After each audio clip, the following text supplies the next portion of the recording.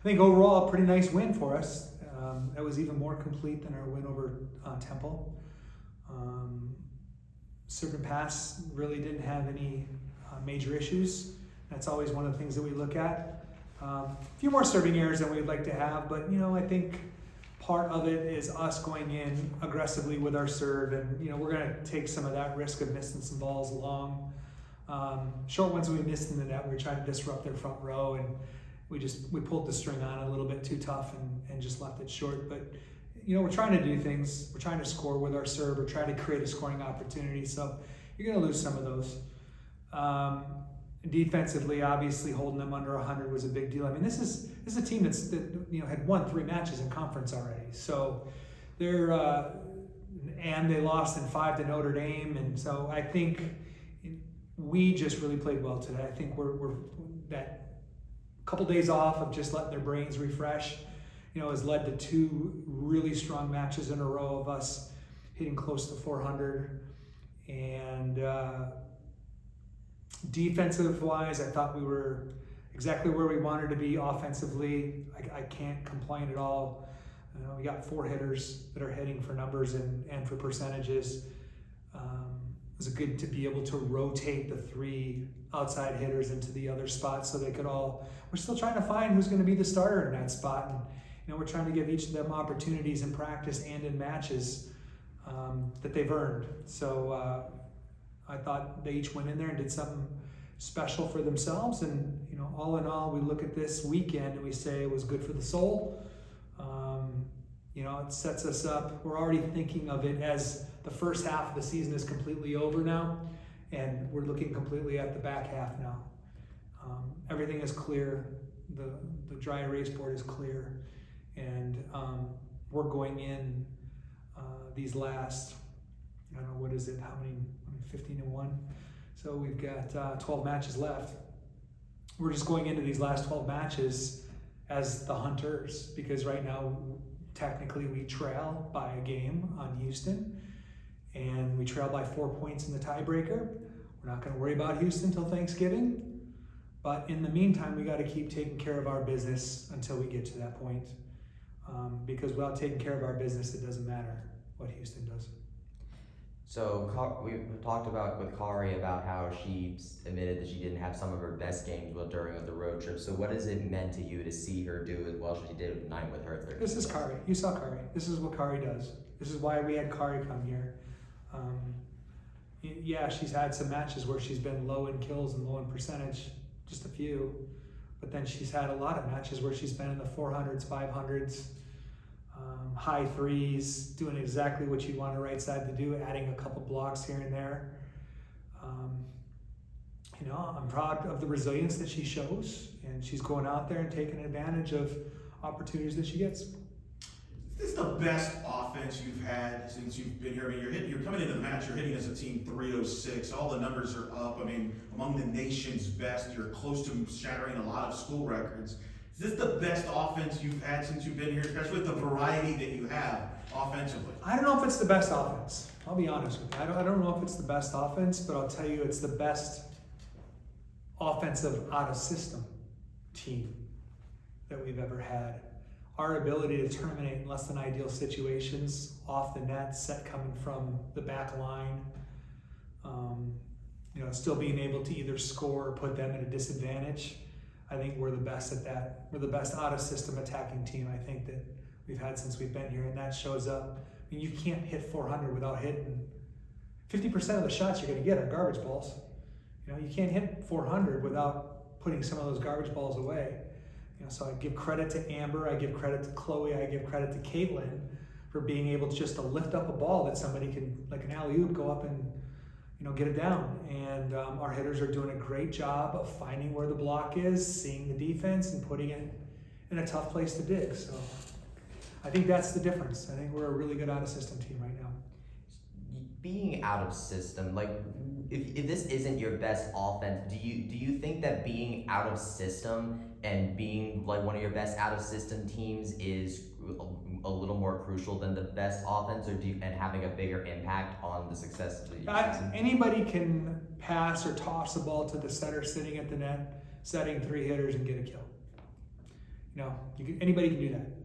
But stats show you're only going to be in that position about 50% of the time if you're good.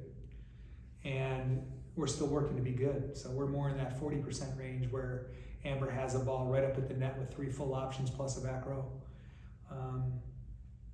In system, we're as good as anybody in the country. Out of system, I think that's really made a big difference for us in a lot of matches, that would normally be closer matches or tighter matches or 4 or 5 game matches. We were able to still score out of system. It is crucial. I think it's the serve pass and then out of system attacking are the 3 things in a row that determine who wins and who loses. We talked so much about McKenna and her offense, but she today reached the 1,500 digs milestone for her she did career. good. And she set the tone in the match early with the blocks, which I know she says is one of her favorite things to do. Just talk about her from a defensive standpoint, the impact. Because over 1,500 digs, 4th in the program history in digs for an outsider. It's rare to see.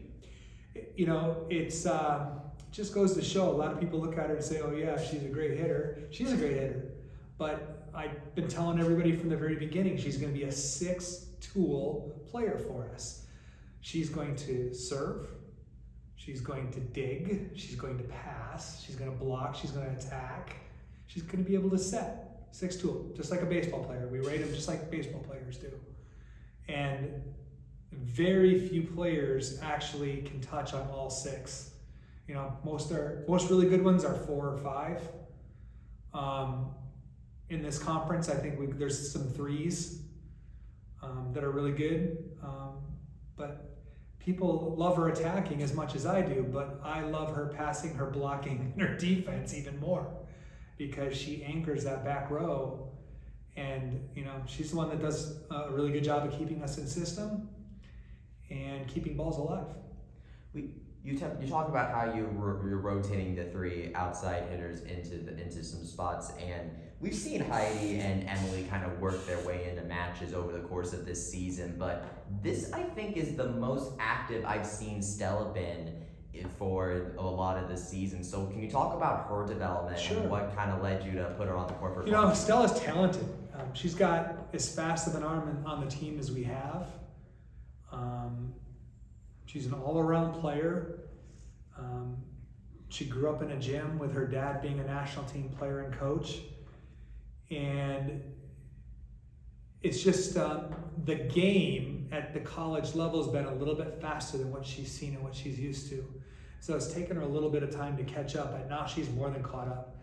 And, we wanted to find a way to either get her in at left side or right side. Well, I think Kari's done a really good job at the right side. So, trying to be able to get Stella more and more time at that left side, we think she's only going to get better and better.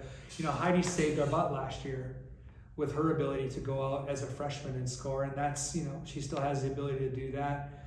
And you look at Emily Wilson and the arm that she brings. She can tear somebody's shoulder off by hitting the ball. So each of them brings something separate. We're just going to keep giving them opportunities in practice to see, which one of them we're going to go with more. I really don't want to be in a position where I'm letting one play each game.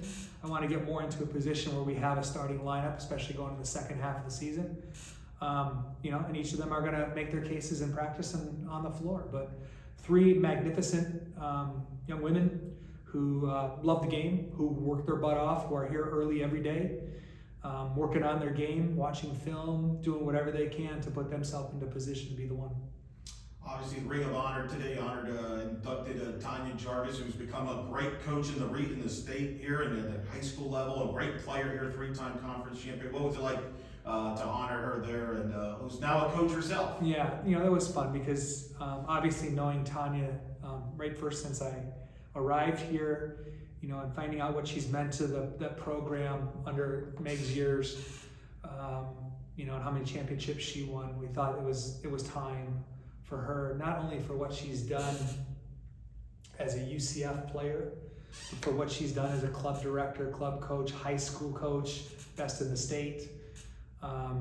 She's really done well in volleyball, and it's time for her to hang in the rafters with the rest of the greats that have done that. So I was really proud to be able to have her and her family here today and her teams, and to, I guess, immortalize her in the rafters of all all the great other ones that have come before and after her. So it was a treat, a special privilege to be able to do that for Tanya.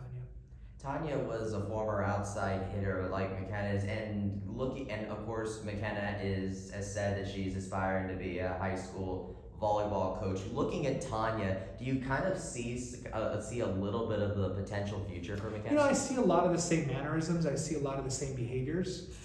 A lot of the same. Tanya coaches like a coach should coach.